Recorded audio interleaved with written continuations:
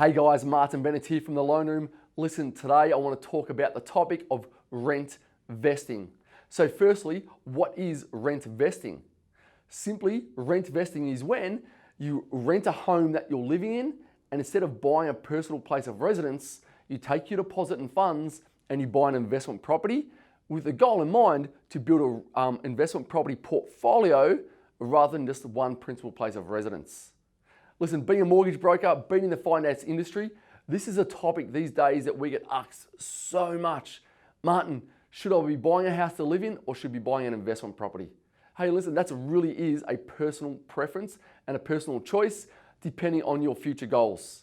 What do I personally do? I love the idea of rent vesting. I love the mobility that renting a house gives you. You can up and go, you can change the style of a home depending on your stage in life, and allows you to free up so much capital to build your business and to buy those investment properties and shares if that's what you want to do.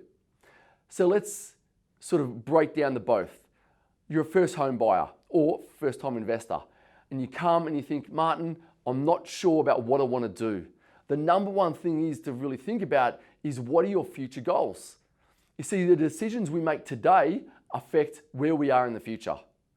So if you're somebody who values financial freedom over that supposed security you have by living in your own house, then rent vesting is probably the way to go for you.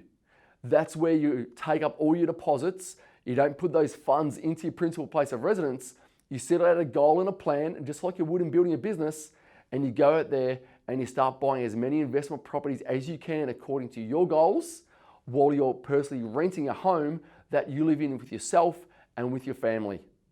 By doing it this way, the banks will lend you more money and you have more capital reserves to continue to buy and build those deposits so you can meet your investment goals.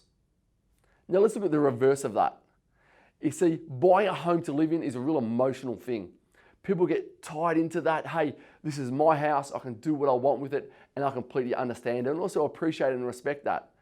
If that's you and you don't want to have the risks of potentially having to move because the landlord asks you to leave the house, then maybe buying your first home and actually living it is the right way to go. But at the end of the day, it's personal preference. You need to understand the risks of both, and more importantly than I believe than the risks is understanding what are your future goals. Think 10 years down the track. Where do you want to be financially? Do you want to be financially free and create wealth? Or are you happy to have that home and have it paid off, for instance, and build that emotional security that you believe that's going to give you? Listen, if you want to run through these topics for your personal preference and goals and what you're thinking of, make sure you reach out to us here at the Loan Room. Love to hear from you. Till next time, have a great day.